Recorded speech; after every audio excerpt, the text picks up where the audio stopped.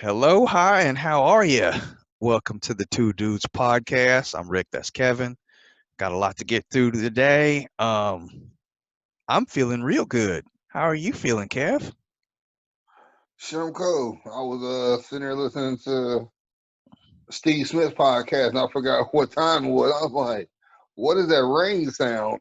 Then I realized it was my phone ringing. Oh, yeah. Speaking of, I saw your post on Facebook earlier. I had already watched it a couple days ago. The latest I Am Athlete. Mm-hmm. Um, Man, to have that kind of bread. Man, oh, excuse me. I wish I could have 6 million in the bank and let it sit to make 300,000 for me a year. Boy, who you telling? And the thing is, though, they are right. When you are the only one out your circle that made it, you're gonna have a lot of people with their hands out. Yeah, and you should expect that. If you don't, something wrong with you. Yeah, that kind of goes hand in hand with one of our main topics today. But I'm gonna get to that later because people be acting funny, and I like it when Channing said that he had to hurt a lot of people's feelings. He had to put a lot of people in their place. You gonna burn some bridges or lose some relationships over money because people don't see you the same way. You know? But I'm gonna go in reverse order today. I'm gonna start off with sports. Man, first thing, because it was a championship game and somebody was crowned, I'm gonna start off with the NBA. And I wanna crown the NBA champion Lakers and put it out there to one of the great Lakers. Congratulations, Kobe Bryant, on your team winning the championship while you were not there. I appreciate that, Kobe. You looking over the team and making it happen. And I know there was a player on the floor that helped make it happen. So yeah, Anthony Davis, congratulations, you made it happen. I really appreciate it. Lakers are champs again. Some other bum was on the team, but we're not going to worry about him. But props to Miami for taking it 6 games when a lot of people didn't think it would go that far, especially at the beginning of the series because it looked like they was going to sweep. So props to Miami. Congratulations to almost all of the Lakers. Kev, what did you think about that series? You shouldn't be so petty. That's real petty of you. Oh, you wait till I get to the NFL. You need to give LeBron his moment and his credit. The one thing I will say, we've never For seen a what? player. Hold on. Give LeBron credit for what? You can't knock him for what free agency does, and that is your biggest stain is free agency. That's the NBA way. Free agency is gonna buy you a championship. It's like Jerry Jones' mindset is the free agency of the NBA. I will buy a ring if I want to buy one. The Lakers knew we're shitty. We're gonna stay shitty. Only way we're gonna get a ring is we gotta get the best player in the league, and then we'll get someone else to go with him. Hey, LeBron, come over this way. We got Magic here. LeBron, my man. Then, 4 months later, magically leaves. They wouldn't keep it Magic. Magic knew he was only gonna be there to get LeBron because I don't see Magic being the type of person that up and leaves without talking like he did. So Magic knew what he was a part of, didn't like it, and left sooner than expected. Because if you ever watch LeBron show the shop, he was pissed that Magic left and he never got to talk to Magic. You was never gonna talk to Magic to begin with. That wasn't in the cards. But it's like I understand why he would have been upset by it. But at the end of the day, ain't shit you can do about it but play ball. Literally, shut up and play ball. Now, as much as it pains me to say this, the Lakers got what was owed to them. When David Stern blocked that Chris Paul trade, the NBA owed the Lakers from that moment on. Adam Silver took over. Hey, this is what you owe us. We go put you in office. but this is what you owe us. Adam Silver, I'll take care of you. I'll make it right. Don't worry about it. You look up. Here comes LeBron. Excuse me. Questionable things with his agent, with Caldwell Pope, because magically Caldwell Pope was on the outside looking in, about to get cut by LA, gets a new contract before LeBron comes. Then here comes LeBron. You can't tell they didn't dictate that. And then here comes Adam. Hey, y'all didn't get Chris Paul. Here's Anthony Davis. Ironically, a player coming from New Orleans. But instead of leaving New Orleans high and dry, to make it fair, we need to give them your future. There goes Alonzo. There goes that one skinny nigga that won Most Improved, and somebody else. Future of the team sent to New Orleans. Everybody happy. You knew there was going to be a chance LA might win a ring. Only wrinkle to it was first year LeBron gets hurt, LA doesn't make the playoffs. That's right. The only wrinkle they didn't expect. Because you notice how LeBron said in his press conference, I have never missed a game in the playoffs. Never. So he was stressing that along with how old he is and everything. Man, get the fuck out of here. Nobody care if you miss a game in the playoffs. All said and done is winning and losing. You about to be, what, 500 now, winning and losing? That's my point. All the fucking matters. You're never going to touch Mike. You're never going to touch Magic. You're not going to touch the ones that winning percentage will not be one that you can reach. Bro, he's not even going to touch Kobe. Okay? Let's just put that out there. There you go with that punk shit. No, I agree with you. No. I put Magic no up one there. gives a fuck about Kobe. No one. I'm tired of y'all putting Kobe on this shit. Okay. Leave Kobe's dead. He's Yes, buried he in is. LA. He's dead. And he he's had still better than nothing to do LeBron. with this ring. He's still better than LeBron. Tell me he's not. I don't care. Tell me he's Kobe's not there. I don't care. Kobe had nothing to do with this ring. I mean, Kobe looked down. Motherfucker, he did. If he'd have looked down, he would have jumped out the plane. Kobe is gone. Okay, he has Kareem is still here. Nothing to do with this ring. Hey. It's hot all these Kobe's. We wanted Kobe's uniform. That's fucking Nike's uniform. Kobe ain't got shit to do with that. Okay. He's dead and gone. Hey, he's calm down. T.I.'s dead and gone and get used to it. Calm down. I'm going to throw another name out there then. Kareem. Tell me he's better than Kareem. It's a different position.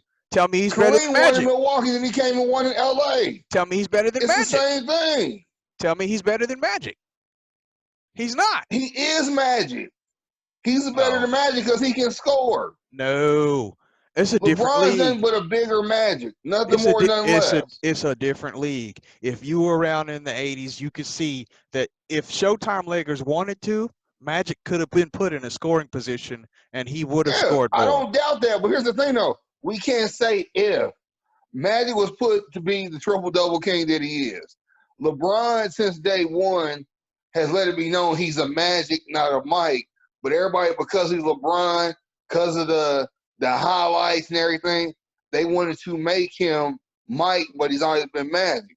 Just right now, everybody bust their ass about Zion. Have you seen one highlight of Zion hitting the jumper when he was in high school? Or was it just Zion jumping out the gym on everybody? Zion goes to Duke, show he really can't shoot for real. Unless he's wide the fuck open. Then he'll take a three. Zion he gets just to the fills league, up space. He out of shape. He can't shoot. He can still dunk, but that's all he can do. To where New Orleans is so worried, they put this motherfucker on a pitch count. So they worry about his body and his frame. But you don't get him no nutritionist and no weight trainer to mold him up and everything. That makes no damn sense. He's only 17, 18. He's going to continue to fucking grow. But they were, oh my God, he's so big. We've never seen him like this before. Yes, you have in LeBron. Only difference was LeBron had more offensive game. Zion literally is Sean Kemp all dunk. If he don't get a jumper, Zion won't be out the league. He won't be there for a second contract. How dare you disrespect Sean Kemp like that? He'll be a has-been on the bayou drinking Wild Irish Rose. How dare you disrespect Sean Kemp like that? Sean Kim, when he came to the league, he was all done before he got a post up and everything. But the thing is, Kim got a post up. Kim got a little 15, 18-foot jumper, and he can shoot free throws. Name one jumper you've seen Zion shoot this whole season. I haven't. Exactly. Outside of a can of biscuits going to the trash can, you ain't seen it. And if he don't get it, you not go see it. That's wrong. The NBA wants so bad to have replacement players for the future as far as all-stars. They're not even baking them properly like they used to. When Magic came into the league, him and Bird, you knew in a couple years you had, like Akeem and Patrick and them coming. Tell me one player from college right now that you know is coming to the league. To be honest, I haven't watched a college game in almost 2 years. You said what? I said, to be honest, I haven't watched a college game in almost 2 years. Because there's no fucking talent there. There's no talent in college football. No one wants to, basketball, but nobody wants to admit it. This is where AAU's killing basketball because these players are playing so much, playing so hard to where by the time for college, if they can't go where they want to, they blow it off or they'll go overseas now or they can sign a fucking $1 million contract with the G League and they don't need college or whatever. It's so ass backwards now. The NBA is single-handedly sabotaging themselves. They about to be done because once Melo, LeBron, Wade's gone, Jimmy Butler, people just not know who Jimmy Butler is. They don't realize Jimmy Butler ain't young. Once all these players go, who's left in the league? Yeah, Was he got old boy in Dallas? How many people gonna be fans of him outside the region of Dallas? hey, I agree with you. The NBA is in big trouble, and they got to change some things real fast. But enough about the NBA. Congratulations to almost all the Lakers. Let's talk about real sports right now. The National Football League. I'm gonna go to a couple teams, but let me go on ahead and get this out the way for you because I know that heart was broke on Sunday. Kinda, because you kind of had a sneaking suspicion, at least in your picks. But it was a lot of other Chiefs fans. I don't know if you saw the Facebook post that I tagged you on a little while ago. They wasn't too thrilled about it. As a matter of fact, people in Kansas City parties were pulling out guns on each other over this. What happened to them Chiefs, and how much of it is the Chiefs, and how much of it are the Raiders better than they've been in several years? This is what I'll say. Andy showed you at the end of the game how much better we are than y'all. When he finally got off his bullshit of the little pretty play call and then call plays, we ripped y'all ass to shred. We scored within less than a minute. That lets you know how much better we are. As far as the game calling, Andy's gonna be Andy. He's always gonna be a fucking tinker, thinking instead of calling plays. That irritates me beyond belief. Let me correct you on something right quick, just so that you know, because I've seen the whole play on that last score that Kansas City had when they went downfield and scored. I'm gonna tell you what really happened. It has a lot less to do with Andy and a lot more to do with the defense of the Raiders. Let me back up a little bit more to clarify. I think we both are in agreement that New England left the blueprint on how to slow Kansas City down, right? Back off. Back off. I fixed the speaker. My Bluetooth was connected to something. Well, I don't know what that's about. Bullshit. New England and who was it? What was it they reference?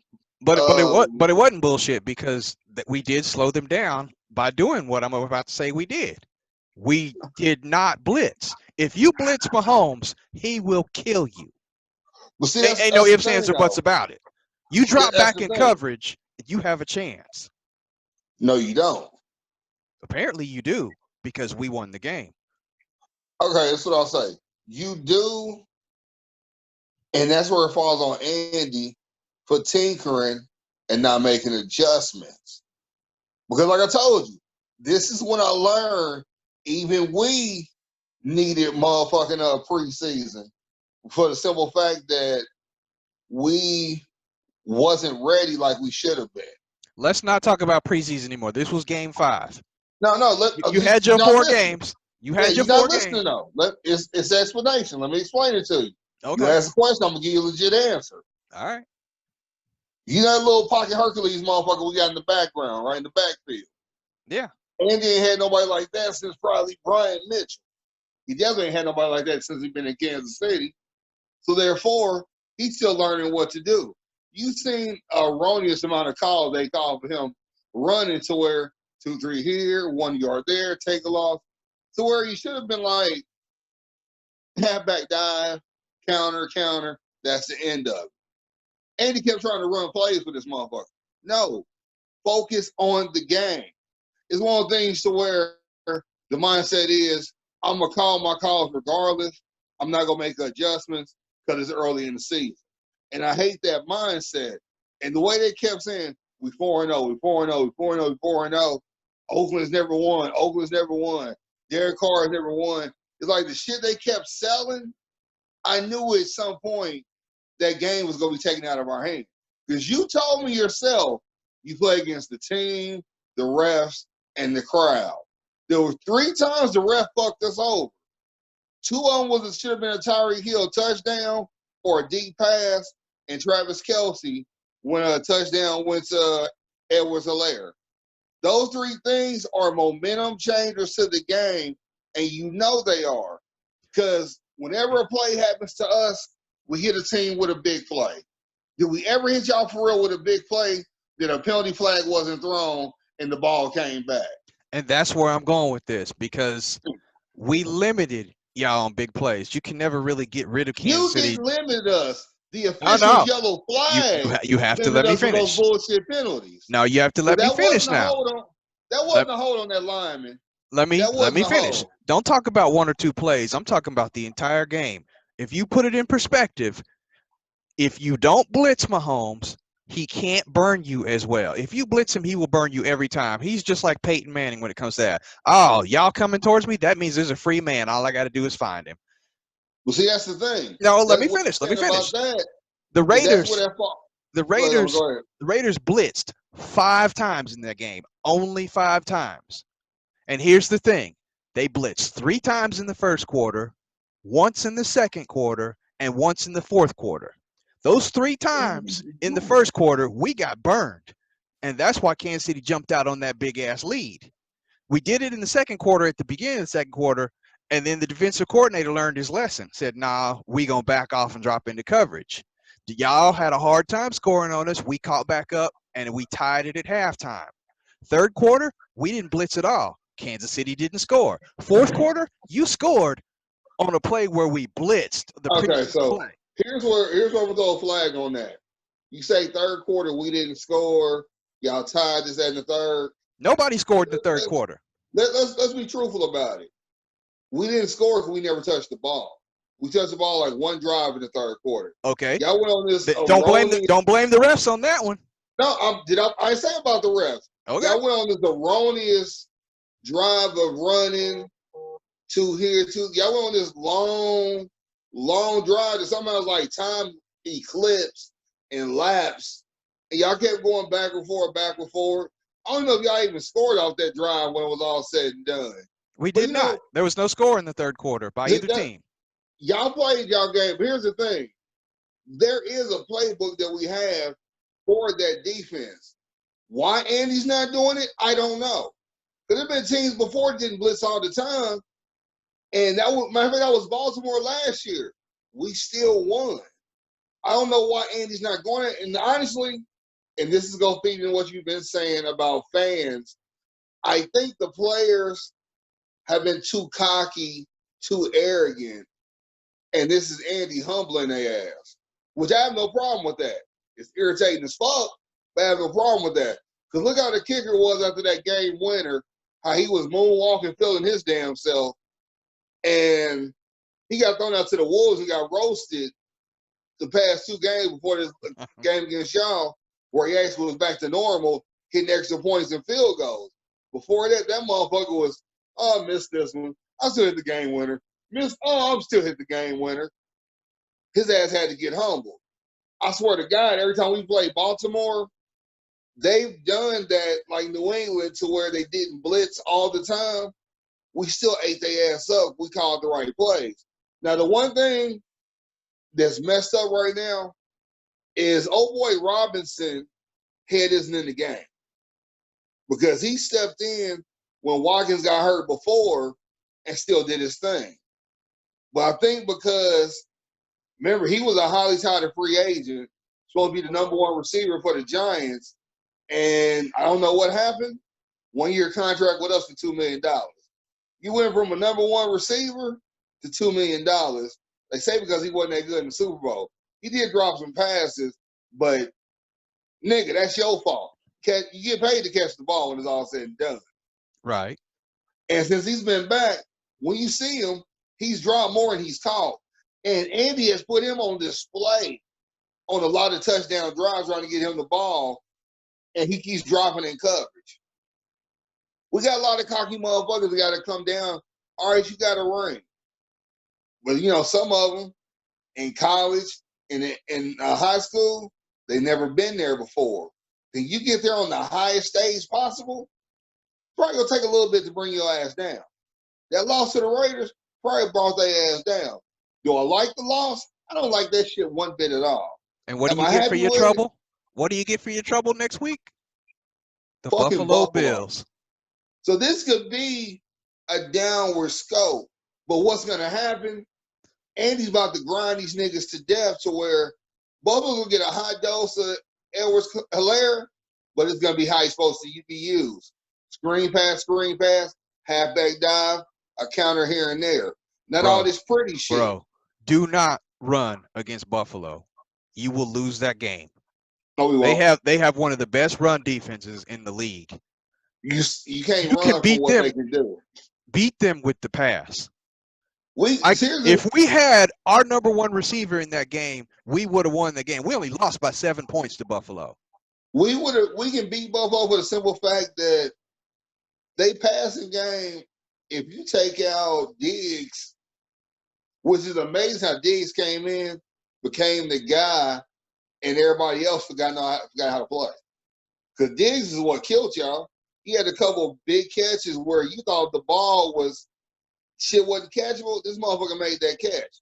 Minnesota's missing his ass right now. They would love to have Diggs back because ain't nobody else on that team catching like he did. Not to mention, had one good game. Not to mention, we blitzed Kyle Allen. Shouldn't have. Now I don't know why y'all Josh Allen, excuse me. Josh Allen. I don't know y'all would have blitzed Josh. I would just put a QB spot on with a linebacker because he's not a running threat. So I don't know what that was about. You know he got an arm, but Josh Allen is better when you make him roll out than he is in the pocket. I would have kept him in the pocket. But y'all, to here nor there, y'all won. First time in some years. Arrowhead has been definitely desecrated with that happening. And I can't front. The game was hard to watch because the fans wasn't there going ape shit with each other. That's one thing I hate. Like even the Dallas Giants game. I need fans for these rivalry games. It just seems so. Did you see the fans on TV? Did you see the fans on TV? What, the 3 that was there? No, I'm serious. Half of them were in black. They had a lot of fans in black. Well, shit. You got to think about it, though. Y'all can't go to Vegas. And a lot of motherfuckers here have been like, fuck these tickets and selling their tickets. Yeah. My cousin had tickets to, I think, the opening game. Sold they shit. People been cleaning up selling tickets. Everybody turned to their own bookie all of a sudden. Can't knock them for it. Nope. Don't care for it. But yeah, also, wanting to close out on this part of the NFL, you got to give credit. You got to give credit. You got to give props to Derek Carr. He had a hell of a game. No, ain't no Derek here we Carr, go. You said yourself you wasn't gonna give him credit until he did something. He played a good game. A good game, Let's not start a telethon behind it. He had a 343 good yards, 3 touchdowns. Had one pick. again. He played a good game, but not act like he's Jerry Lewis and he needs a telethon. Hey, one game don't create a career. But it isn't one game. Have you No, looked at have you're you looked talking at like have you looked at from the this moment quarterback on, he standings? about that. Have Talking you like looked this at the moment on, he quarterback about to standings? average. No, you talking like he about to average 370 from here on out. Have you looked at He, the quarterback standings? it don't He matter. It's is one up there. game. He's in the top 5 in every category. It ain't about Okay, one here's the game. thing. It's about this whole season. No. Here's the thing. Key word season. That's one game. He's been in the top before when the season Bro, starts. this ain't When week the 1. dust, This ain't week 1. So stop saying it's just one game. We're 5 it games is in. just one game. It's one fucking game. We played 16, 17 of them. Okay. One game don't mean nothing. In He's the been in the top stats, five on he's been in the everything top before. 5. He's been in the top 5 every week this season. But here's the thing. You got to stop being Raider blind. He's been in the top five and everything before. In seasons before. Dust clears. He's nowhere to be found. I want him to keep it up because I'm tired of the David Carr slander. I'm tired of quarterback slander, period. We got something we're gonna talk about next. I'm tired of coaches coming in, this ain't my guy, and you just fuck a motherfucker's career up because you're not good enough to work with him, but you're a head coach. That never makes any sense to me. So I want Derek Carr to succeed. But Derek Carr has been in the tops on stats before, and by the end of the season, he's been his top 15 or he's bottom 10. So one game don't mean shit to me. Holler at me at the end of the season.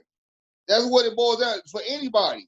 End of the season. Like right now, Sammy Watkins killed him. Yards, touchdowns, and everything. Then what happens? He's gone a couple weeks for his hamstring. It was about time for that. He was about to have a big year. Should have drafted him or something. Or You are picked him not up free gonna agency wise. you are not gonna What see happened? Sammy Watkins again until week 15. That's when he'll be relevant again. I guarantee Nah, you. he'll come back. He'll come back about week 11, week 12. But then he makes his plays quarterly when he needs to. But the point I'm making is, it don't matter what cause I think he probably got tops and touchdowns amongst receivers. Shit doesn't matter until the end of the season when the numbers is done. We've seen many of players ball out in the first half of the season, second half of the season, they're nowhere to be found. It's like everybody making a big deal about Aaron Rodgers right now. When has he not done this before? He does it all the time. When it's all said and done, he should always average out to what it's supposed to be. I don't care about now. When you hear that final buzzer go off, let's see what the stats are. Let's see what players are then. Let's stop getting so excited because week 7, my man got 2,900 yards and he's 400 yards in front of the next clearest person. The way this league's going right now, it only take one fucking game to get you caught up. Hell, one half, if you was, Dak Prescott before the injury, the way he was putting up 400 plus yards a game. So it's like that shit right there. Hey, it looks good for Carr. It probably helps him with his next contract. But it don't mean shit right now because the season ain't over. They don't pay you in what you do quarterly. You feel what I'm saying? They No, don't pay you for hey, that. I agree with all that. But I'm just saying you got to give him some respect because you talking previous weeks like he's trash, and Now, I he's never not. said he was trash. He just wasn't worth my respect. That's because I'm motherfucking AFC West. I don't give a fucking respect. Just like right now, if Seattle was still in motherfucking AFC West, fuck Russell Wilson. He ain't shit to me. But since Russell Wilson's on the NFC, that's my nigga. That's my dude. Let him come back to AFC West. Man, he all right. He cool. When I know I was mad we didn't draft him. See? It's all about the motherfucking division you in. Now, if Carr was somewhere else, I might give him some more respect. But since he's in the AFC West in the worst E40, bitch, not gonna happen. Not gonna happen. End of the season, yeah, but not during the season. Well, we'll table Because this I'm for that much of a motherfucking homer. another week to be determined. Before we talk about the quarterback situation that I know you were going to bring up, let's flip it back to Dak. I don't know if you actually saw the play. Yeah, I saw that shit. I did too. I'm glad they I burned that felt it. shit out now. I felt it. Oh, I I'm saw it glad they're before they blurring blurred that it shit out. out now. I saw it before they blurred it. I saw it during the actual play during the game.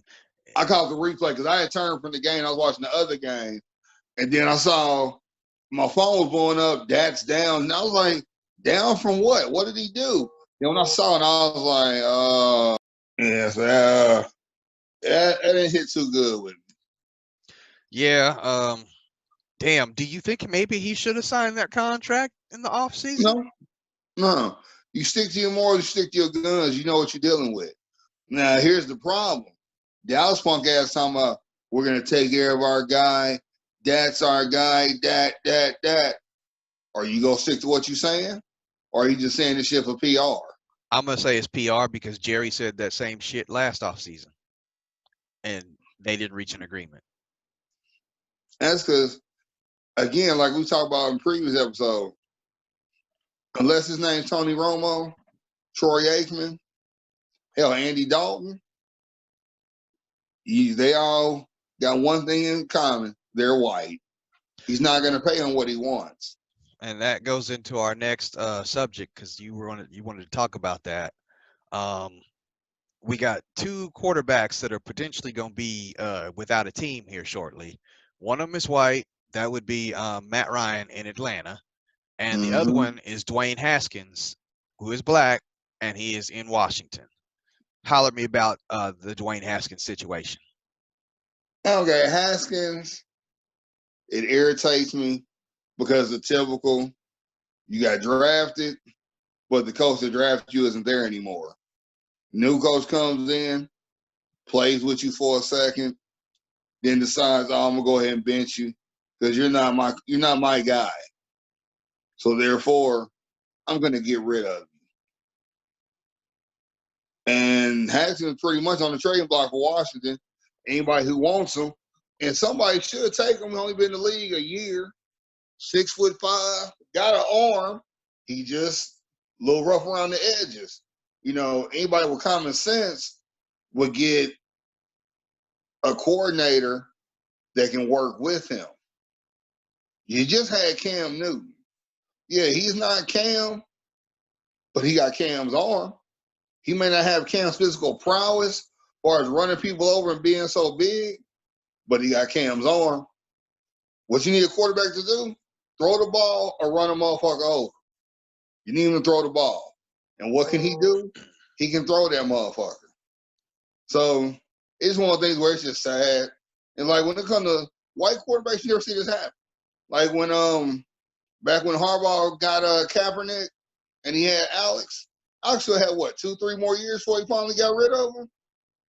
You know what I'm saying? Yeah. Like it's the scale is changed, but it's still the same in a lot of ways. To where it's about to be no love at all for Haskins. He's either gonna get traded or he's gonna ride the bench and then become a malcontent, end up getting cut, and then they go keep the rest of his money because he wilded out, even though he was a first round pick. No, was he? I want to say yeah, he was first round. He went like Yeah. 14 or whatever, Yeah. which is Exactly. just fucking horrible. But I hope he goes to a team that wants him. I don't want him to be in a Vince Young situation where Jeff Fisher didn't want Vince, but the owner wanted him, made him stay, and Vince's career never was what it's supposed to be. Even though he had good runs with Tennessee, everybody like Tennessee was a joke when he was at quarterback, when he was far from a joke. So that's that bullshit. Now, going to switching to Matt Ryan, has Matt really done anything to earn to finish his career in Atlanta? He ain't did shit. Granted, the Super Bowl debacle wasn't his fault. That's on the defense. But what has he really done to earn the right to still be there when he ain't did shit? He's on. They clearly want to make a change, go a different direction. But you go let him basically die to position where if it was Haskins, hey, get him up, get the rope, get the hook, pull him out, get him up out of there. So that's where I just like I said the game has changed, but it ain't no different. But also this shows you what position means the most to these owners. You can be in the other position. I don't think they really cares race wise. They'll pull you, let you die in the position, whatever. But when it comes to the QB, only a certain one's getting the rock. And that really is just that's as my mom said, that's real piss poor. That's horrible. But I think that's what's going down. And I think with Atlanta, they about to get some TNT and hit that switch and blow it up. But they're going to make sure Matt Ryan dictates where he gets to go. Haskins, he ain't getting that option at all. Motherfucker, you gone. Nothing more, nothing less. They not But letting him pick. remember, And they though, let him here's pick the if he difference. going. You said what? I said, but remember, here's the difference. Matt Ryan is a veteran who's put up numbers, and the Atlanta thing is not his fault. Let's make that clear. It's not his fault. And they're going to give him leeway because he's been there for a while. He did get them to a Super Bowl. He owns every passing record as the Falcons quarterback. Does he? Look it up. He does. But Oh, granted, okay. Atlanta didn't have a lot of good quarterbacks to begin Uh, with before. you So, take out Mike Vick, you can't name another one. okay, he don't have the rushing yards like Vic, but he's got the passing yards. But anyway, that's the thing. He's the veteran. He's been around. He's endeared in the city and in people's hearts. Dwayne Haskins, not so much. That's why. Yeah. I agree with you. I agree wholeheartedly. I want to run something by you real quick. I want to call it what do you see in me? And what I want to talk about is a lot of things that we see in ourselves and a lot of things that Uh-huh. people see in us and the differences. And Okay. we've known each other for a while. So Yeah. we can talk to each other about serious things. We can talk about funny things. We can just all around BS with each other. It's all good. Mm-hmm. However, in a employment situation, you got to put on a whole different face. Uh, when you with family, that's a whole different thing. When you with friends, that might be something a little different as well. So, how do you get to the real you? And when is it time to scale back from that, especially out in the public? And I don't like making everything about race and everything, race or gender, but we Mm-hmm. are black men, so things are a little different for us, especially when we are being viewed in the public eye. And there's there's a couple things that I wrote down that I believe that we should exude when we're around people, whether it be friends, family, or in the general public. And I'm gonna touch on those three things: trust, relationships, integrity, that kind of thing. And when I say trust, obviously with friends and family, you know where I'm coming from with that. Mm-hmm. You know, be about yours, for lack of a better word. Um, and I guess you can extend that to the public eye, like out, whether you be out at the store or you're at work, mainly at work, because hell, we shouldn't be out in public doing anything else, especially with the virus going around. But Well, how do you equate that trust factor when you're dealing with people that you work with, as far as doing what you say you're gonna do, being where you say you're gonna be, and not only that, but how do you set an example for the youngsters that are behind you, and they need to see what Kevin does, what Kevin's like, so they can be a better person. that's a that's a big ass question. Um, Basically, the way I see it, the way I do it, you got to do what's best for you, and hope what's best for you is teaching others.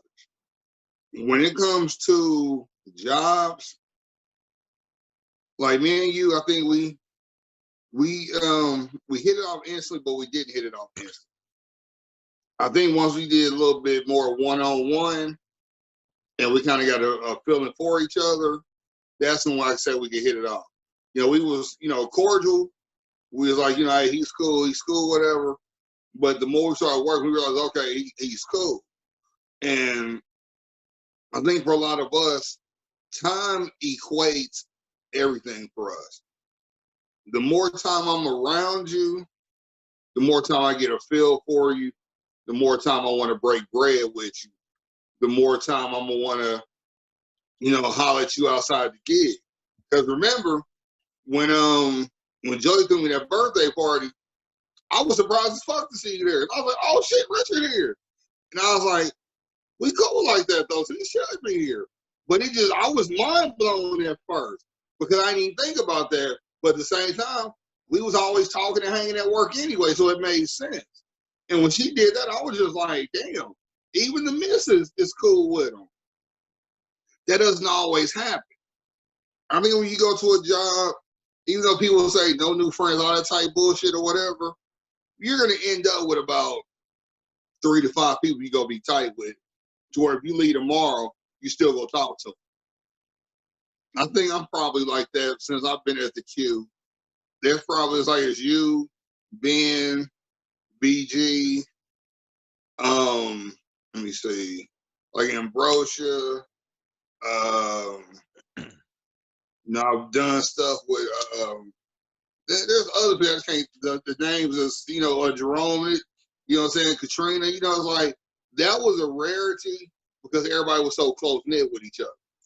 But it definitely happens. It just for me it's time, your energy, and what you about.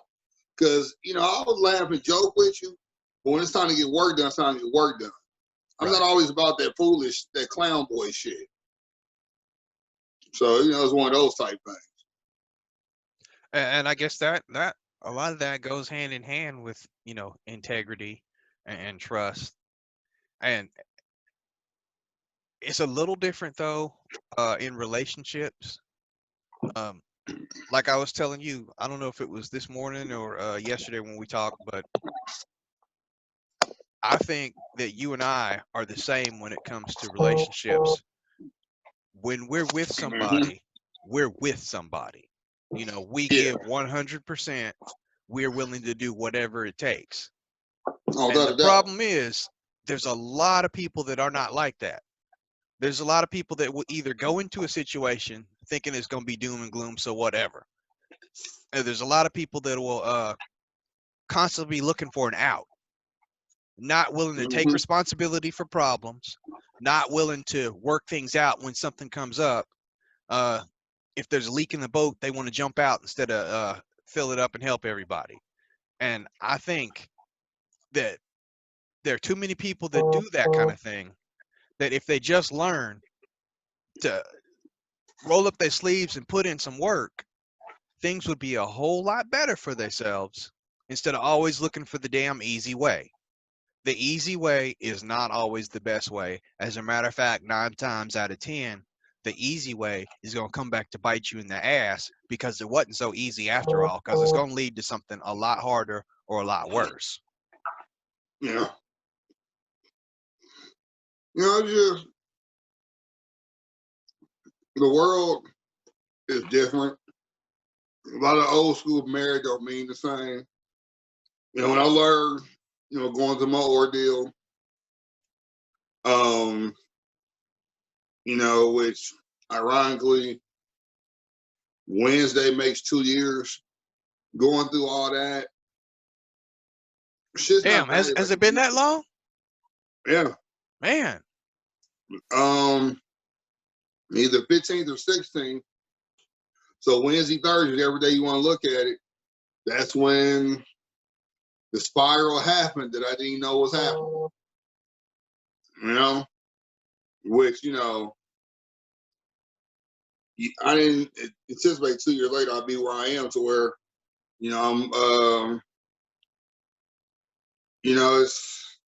I'm be real transparent. I didn't think I'd be, I want to say broken, but feeling broken at times, on my knees or on at least one knee, trying to find my way out this hole. Granted, I'm not in a hole per se, but I'm on, is the equivalent of like how Superman will be on his knee, holding the house up, trying not to let it fall before he take off flying. Yeah. That's how I feel right now. Oh, like Iron Man or what we did in the movies. That's about where I am right now, to where, you know, wife no longer there, kids is every other week, you know, a lot of stuff between me and her has been separated like it's supposed to be. So, like, you know, the plate increases, things I didn't have to handle, I got to handle now. And losing the gig just put everything on your back, because, you know, as you getting whatever, you use it to take care of what you need to take care of. In the process, you learn for a lot of people, a lot of shit has no value to them.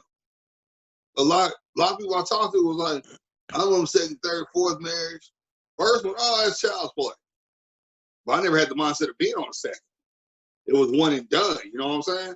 I'm gonna Right. die with this one. But now everybody has that mindset, and so now you deal with the afterlife of the ramifications of it.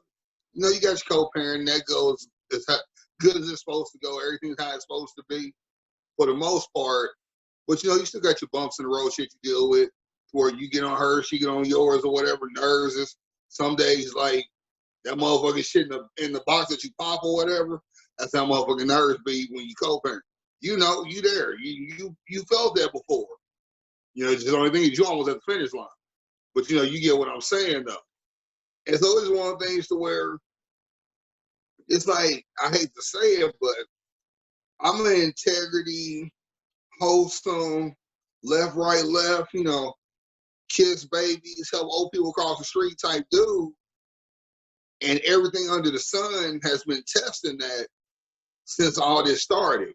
As if you shouldn't be like this, you shouldn't be like that. Come join the other side, fuck everything else, and just what you get, and just keep rolling. You know And how many motherfuckers have told me? that's why I preach integrity right now. Because keep doing what you doing. It may not seem like the best way. Again, it ain't the easiest way, but it's gonna be better for you in the long run. Don't follow nobody's mad advice, especially people that haven't been there, haven't done that, or if they have, they ain't end up no better. What my mama used to say, misery loves company. And what Yeah. that means is, if I done been through some shit, here, I'm gonna take you through this shit so you can see exactly what I've been through. No, that ain't what it's about. As a friend, as a brother, I'm gonna tell you, don't do what I did. Don't do this. Don't do that. Or if you're already in that situation, here's what you should expect. And here's how to avoid B, C, and D from happening. That kind of thing. And that's the way it should be.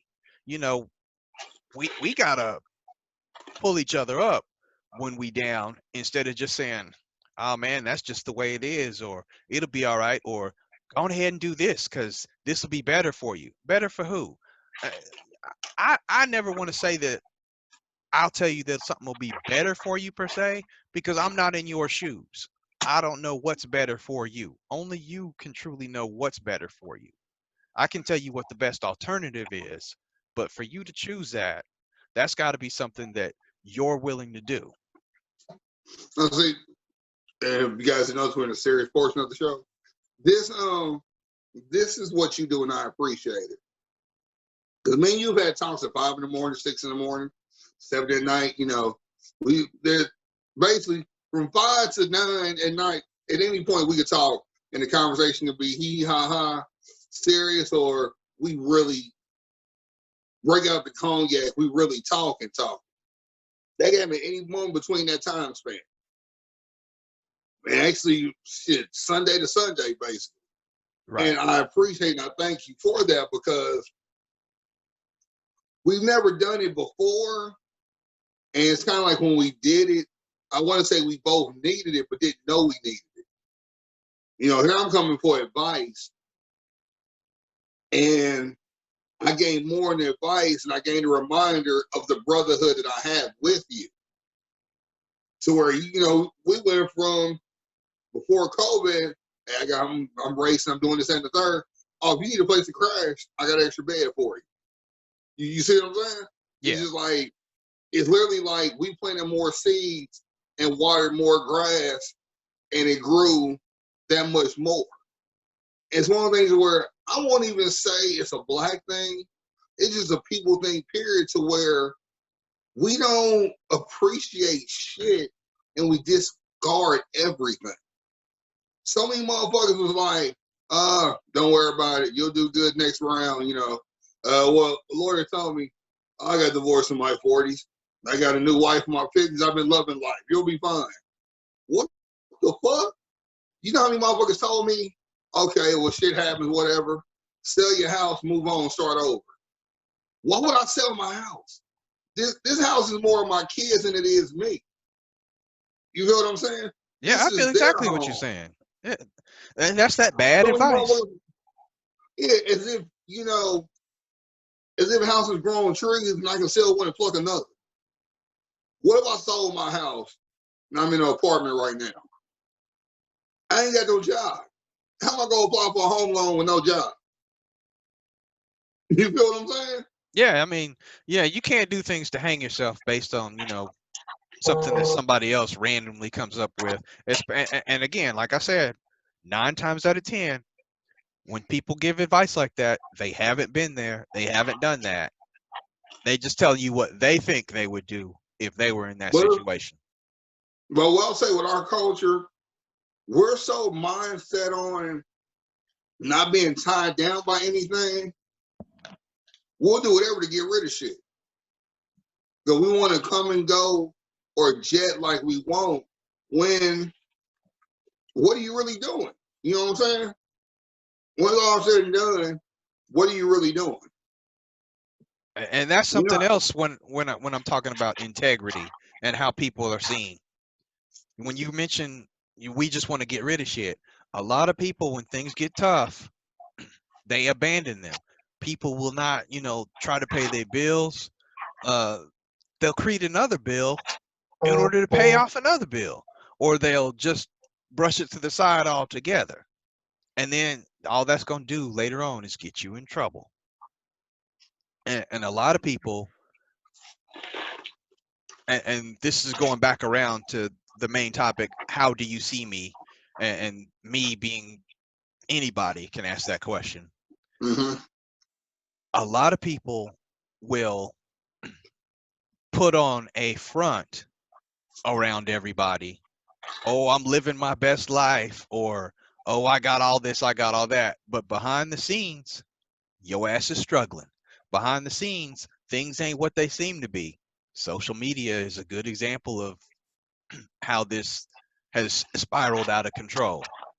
Uh, I don't know if you noticed, but a lot of my social media, I put a lot less pictures of me, and I'll either put some funny stuff or a photo or a drawing lately because I don't want it to be about me. If you Yeah. know me, you know me. You know what I'm saying? I Mm-hmm. don't I don't have to put nothing out there. You won't know what I'm going through unless you know me. You won't know where I'm at or where I've been unless you know me. And I was just was thinking about that, and that's the way I want to portray myself. Eh, because you know if I direct the question to me, how do you see me? You've already said that, but if I Yeah. line up 10 other people, they're going to come up with probably 10 completely different answers. A lot of Mm-hmm. people, just by looking at me, just by looking at me, think they know something about me that is not true. A lot of people will jump to conclusions, and as I wrap this up, I just wrote down, you know, 3 or 4 things that I can't stand about people. And if a lot of people would do a lot less of this and spend time trying to really get to know somebody, Mm-hmm. there'd be a lot less confusion, pain, yada yada yada going on right now. And one of the things I went through was think and these are things that you should not do, you should not be, whatever. I can't stand these people. 5 to 1. Number 5, judgmental people. Like I just said, don't Mm-hmm. uh don't know you, but they jump to conclusions. You know, True. the example you gave a few minutes back about just being at work. how we build relationships with people, that's because they get to know you. Those 3, 4, 5 people that you actually have a blossoming friendship with, that you work with, that's because y'all took the time to get to know each other. And I guarantee you that 3, 4, 5 could actually be 6, 7, or 8 if person A, B, or C took the time to do something other than talk work or etc. Or just say hey. And that's all it takes. It's a lot of I'm getting ready to add more to my change jar here. It's a lot of assholes out there. And Yeah. unfortunately, we can't minimize it. Number 4, the self-deprecating person. I don't want to hear about the people that are always coming down on themselves. That's not what it's about either. And nobody wants to hear your problems all the time. Nobody wants to hear how you can't do this or how you can't do that. We all got problems. We really Yeah. do. So cut that shit out. Um, 3, lazy people. I can't stand lazy people. And that's be it or not, whether it's somebody who doesn't do something because they just flat out don't want to, or they don't do something out of fear. And that could be work, that could be school, that could be, following your goals or your dreams. It's too many people out there that don't have enough get up and go about themselves to pursue what they want to. And the reason why I lump those kind of people into this conversation is because those are the people that will bring you down. They really will. Because if they don't have any goals or aspirations, 9 times out of 10, they don't want you to have no goals or aspirations. That way, again, misery loves company. Uh, Number 2, people who always want you to do their job. In some ways, that's worse than the lazy people, because at least the lazy person don't want to do anything. But now you got this person that's always wanting you to do something for them. It could be a friend, a family member, a coworker. So it applies in all walks of life. Um, you don't want the friend that always needs a ride because they don't want to get their own car, or the ex-boyfriend or girlfriend that always has you doing something for them. Uh, Hell, you broke off the relationship for a reason. So Yeah. kick their ass to the curb. You do you, let them be them. Um, because that will bring you down, because you will get into a position, whether you like it or not, whether you notice it or not, where you've spent your quality time doing something for somebody else, and you're like, what the fuck am I getting out of this? And that's going to lead to nothing but a blow up later on, I guarantee it. And the number one thing that I hate, can't stand about people, it ticks me off, and whether it has to do with getting to know somebody or not, uh, it's actually the opposite. It's something that I like to find out about people as I get to know them, because it's the person that it's always somebody else's fault. And I might have talked about this before on the podcast.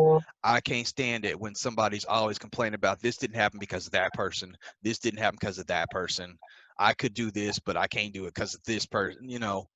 It's always somebody else's fault. If you're not willing to own up to the fact that you can't do it, you can't be there, you can't. Don't blame it on anybody else, because at the end of the day, you are responsible for you and nobody else. And don't bring Mm-hmm. me into that. And don't bring me down. And I guess in a roundabout way, I just put all that together uh, because the topic, what do you see in me? Um, I am curious, because I haven't mentioned the email address. A lot of y'all out there, what do y'all see in the people that you work with, the people that you live with, the people that you hang out with? What do you see in us? Drop us a email, the two dudes podcast at yahoo.com. Kevin, do you want to add anything to this topic before we scratch it? They gonna say they see one genius and one dumbass with a Raiders flag. Well, this dumbass got the W last week, so I'll take it. Now, But I, all jokes aside, I appreciate and understand where you're coming from.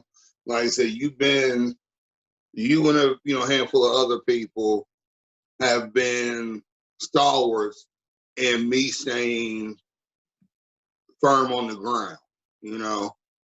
And, it's like I said, people be on, and the thing about me with people is, yeah, you can have enough new friends or friends, period, but you just never know when you're going to meet good people that are more family than friends, you know? yeah, When I call you up like, hey, big bro, I need to talk to you. Do I not say that? right, right. You do. And it's one of the things to where, we talk, we have conversation. And it's one of the things where it's just like, you never know who, when, where, how you gonna meet somebody that's just gonna knock shit out the ballpark for you mentally to help you see shit. Because there's always someone there to help everybody. You know what I'm saying? We all ain't, you know what I'm saying? We all ain't, we all ain't Professor Xavier. We need somebody to be Professor Xavier for us. I am You bald. know what I'm saying? It's that's right. You are in a wheelchair. No, you're just short. You're not in a wheelchair. My bad. Nah, But there's always someone there for that, and it's just we got to go back to appreciating ourselves, the ones around us, and things around us. We spend too much time not appreciating things because it's like I have no problem with meeting people, being cool with people. I have no problem with that at all. You got some that are just, you want me to do what? You want me who? I don't need no more people. I don't need. It's like they fear doing something that might upset a friend. What are you worried about them? Because you'll look up and that friend will be kicking it with somebody else. They ain't worried about offending you, and but that you worried falls about into that. offending them. That falls into that lazy category. You don't want to do something because you want to play it safe. Yeah. I wouldn't even call it lazy. It's just you more worried about somebody else's feelings, not worried about yours. It's like you got to do you, and we got to stop holding ourselves back because of people that's not in our daily. Because sometimes in life, you can be like this with somebody, but going different directions in life, you can get pulled apart to where you like this, but in your mind, you still like that. But in all actuality, this is where you are. Right. It's like I had to get adjusted. Like my best friend is a female. She's like sister to me. For I say a good stretch, we just every day, all day, talking, hooking up, going to do stuff or whatever. When that stopped, because she met who at then was her ended up being her husband, now unfortunately divorced or whatever, I had to pull back because I had to get used to that her doing it, and I didn't want to disrespect him. It was an adjustment. It's like we feel like we're too good to adjust, or we'll stay pouting until we get our way. That ain't me. I ain't about to pout over nothing. Granted, people might not be pouting over this whole job situation. It's more frustration than anything because, like I've said to you, nothing more frustrating than applying for something you're qualified for, but your phone stays silent.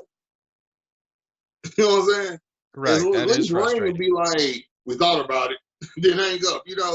Get throw me a bone, throw me something. I don't care if it's a milk bone, throw me something. You know what I'm saying?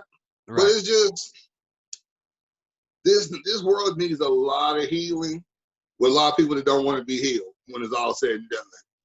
Yeah. It starts Person, within. It starts from yeah. within. We And the we person you gotta, could be laying next to could need the healing, and you just don't even know it. Well, and and that's why I say, how do you see people around you? How do you see them? Think about that. Think about that, everybody. How are you looking at the people around you? And what can you do to make the situation better? yeah, I mean, I got people I was close to that I've lost contact with, and I hate that I lost contact with them. But if it's meant to be, it'll circle back around, and you got to know that. A Yeah. lot of people don't want to live by that, but that's the truth. If it's meant to be, it'll come back around. That's true. So, before we wrap it up, do you have anything else that you want to bring to the table? No, that's about does it. No, I do. I'm a, I'm a, I'm gonna kind of keep on this for about a little bit longer. I only got so much more battery life yet. I think next time I'm actually do our next one off my laptop, so I ain't got to worry about my battery on my phone because my phone been tripping lately. I went to AT&T today, and I think it saw its predecessor, but they want too damn much for these phones, so I ain't trying to do that. I'll be damn, I give you $50 a month for a phone. That ain't happening. Bro, until my phone stops calling or texting people, I'm keeping it. This phone got to blow up for me to get another one. I just want to go back and really just clarify something. Me and you were shouting. It wasn't too clear, although I felt I made the most points. People, I have no problem with the Lakers winning. I can give a care. I can give a fuck, however you want to hear it, because it's not the Knicks. My whole thing is quit selling shit using Kobe's name to benefit you when his wife and kids aren't getting a dime off of that. It's one thing to be a gracious fan. It's another to be a leech. And I feel like the NBA, everybody, y'all leeching the man's name. And I don't want to hear that he was the youngest to die in his prime. His prime was over when he retired. We only say his prime when he's playing the game. You don't have a prime in life. You just live life. He's trying to put a statute of limitation around the man as if he was going to die at 50 or 60, saying he was in his prime being in his 40s. That's like, I'm in my prime now, whatever. You have no prime in your life. You have a prime in your career. So that's why I'm just irritated with, we did this for Kobe. You're trying to use him to sell. I guarantee you, they put those jerseys on the website with all these current players, it'll sell out instant. I guarantee you next season, those tickets will be sold out because it'll be the year of defending Kobe's title. You know what I'm saying? There's going to be something along those lines. And the worst part about it, all you're going to get to see whenever they do a parade or celebrate, the most Kobe's family go get is they'll be the guest of honor, and that's it. Yeah, she's set money-wise, because I'm pretty sure he had a nice nest egg, and Nike probably just doing her right, and, all these other business ventures he had. But then they got some, like that basketball academy said, oh, Kobe's dead, take his name off the wall. Why? Because he's nothing but another dead nigga. We don't need his name anymore. We can't do anything with that. When the dumbasses don't realize, just because he was the coach there, put up some pictures, people will come join that just because of that. But the nigga's dead. Oh, he's no longer help us financially because he's dead. Take his name off. You don't know what she would have did possible, but because the nigga's dead in the building. And so it just, I feel bad for all this Kobe, Kobe, Kobe, Kobe. When end of the day, it's not benefiting the wife any, not benefiting the kids that's left any. Hell, two of them are basically newborns that go outlive all of us. That money's only gonna go so far. How far I'll put some money in a college fund or something for them two kids? Since you also Kobe, Kobe, Kobe, but who's gonna rush to do that? Because ain't nothing gangster about that. Ain't nothing fun about that. Now, I Ain't will say nobody this gonna do though, the Mamba jersey, it. that Mm-hmm. was Kobe did have input in that jersey design, and Nike is giving money to a fund for Vanessa Bryant on that. Also, that's at least good, but at the same time, for them to be just so erroneous and this is Kobe, we doing this for Kobe. No, you're doing it for the Lakers. They don't say Los Angeles Kobe. It's Los Angeles Lakers. You did it for the team. You didn't do it for a person. And I just hate when that gets used. All it is in the day is a ploy.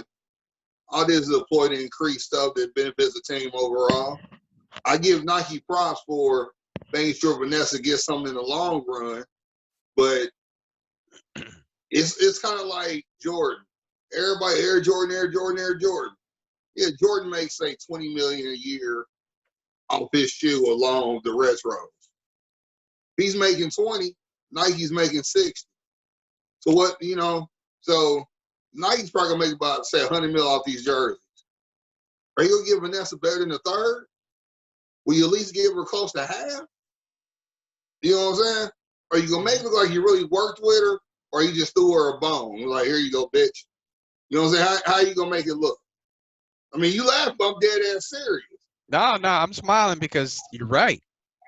You're right. I mean, at the end of the day, all these businesses are doing is trying to figure out a way to capitalize to make more money. Yeah. So so at the end of the day, I put it to you like this. Kobe had nothing to do with this ring. Everybody stopped saying it. Kobe was going to more WNBA games than he was NBA because of his daughter that died with him. If the Sparks would have won, I could see them doing something for Kobe because he was at them games way more than he was Laker games. So that would have made sense because that was for his daughter. That's for what he was coaching. That would have made all the sense in the world.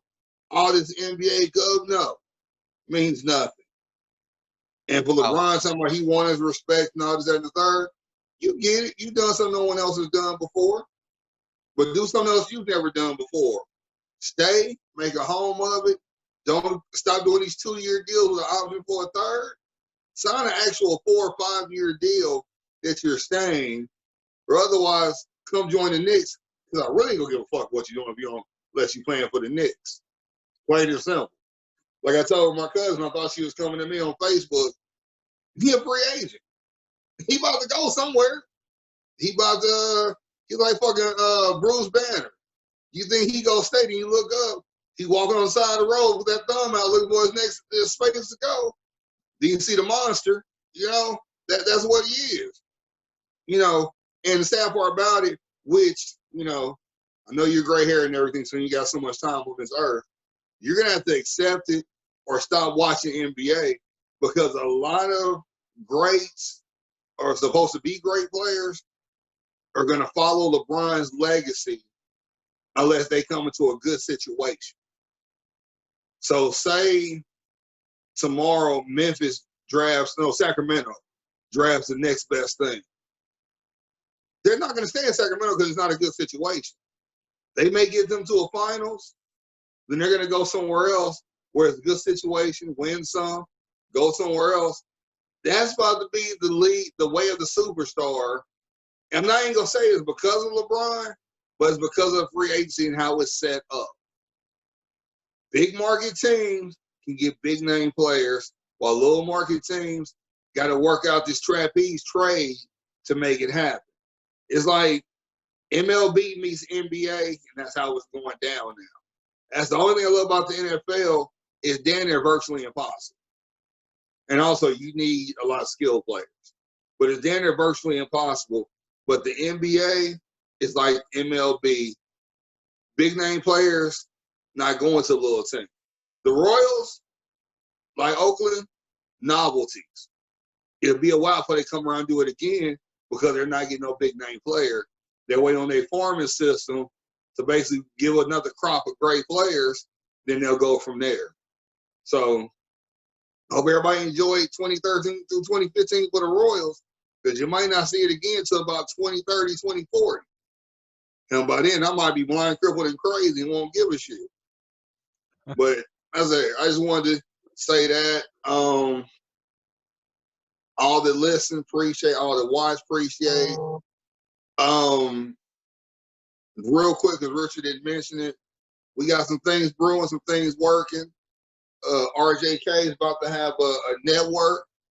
He's about to have more than one podcast. We'll talk about that more in the coming weeks, I want to say. Look for something new possibly by this time next month that I think some of you will like. Just I give great insight on the world and in the sports, I'm going to give great insight on something else. And you'll be mind blown because it'll be just that damn good. That's all I got. We've been at this for a minute. This has been another good one. Unlike usual, we go flip it. Since what happened. We're That gonna let you tragedy end at the show, Arrowhead. Richard. You You said talking about what? that? You talking about that tragedy at Arrowhead? Yeah, I mean, when Belcher killed himself, that was a tragedy. That really was. I still can't believe that he came to Arrowhead and did it. I'm just glad they didn't say what parking number, because then people would have been trying to take a picture of it. So that was sad. But on a different note, since your team was triumphant in something they haven't done and almost as old as my youngest, it's only fitting that you go ahead and grace us with the end of the show because, you know, like when a kid goes to the pond for the first time, everybody should be rewarded with something. So go ahead and end the show, Richard. Wow, really, really? That was. Bitch! He's just a little salty, y'all. It's all good. I could have went way deep on the Kansas City thing because he and I have talked. A lot of Chiefs fans are very arrogant and very uh they're almost deserving, and it don't work like that.